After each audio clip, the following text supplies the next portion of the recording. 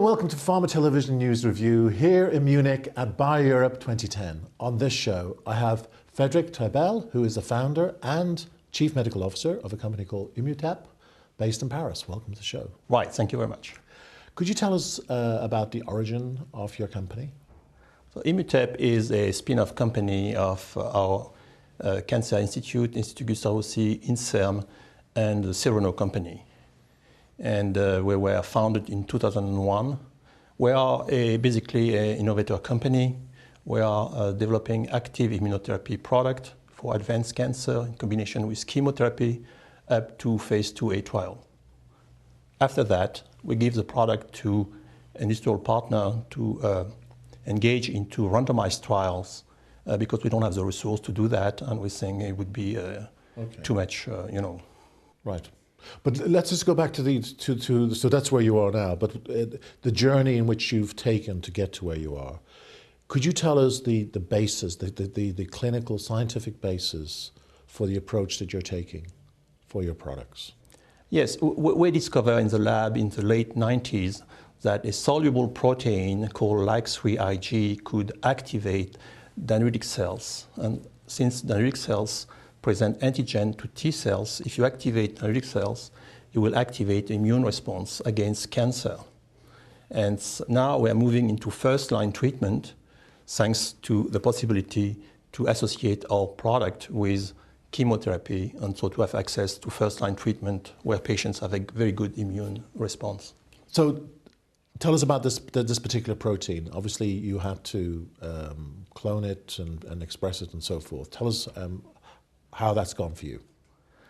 So it's a human protein that will activate directly dendritic cells in the vicinity of the tumor, and these dendritic cells are antigen-presenting cells, so they will present tumor antigen to T cells, and we know that T cells are very important if you want to get long remission in cancer patients. Right. So this is obviously your lead product you're taking forward. Yes, that's our lead product, but we have two other products which are therapeutic antibody, and but these are preclinical research projects. Right. Now, the current product has gone through clinical trials. Could you tell us how that's gone and where it is at the moment? So the first in human was done in 2005, and since then we have completed 7 clinical trials. And the best indication we think for the product is the chemo-immunotherapy approach for metastatic breast cancer first line. Okay. As you know, advanced cancer is incurable with a few exceptions, and improvement of first-line treatment is is a priority. Yes. If you want to make a difference in terms of survival. You're now looking for a partner.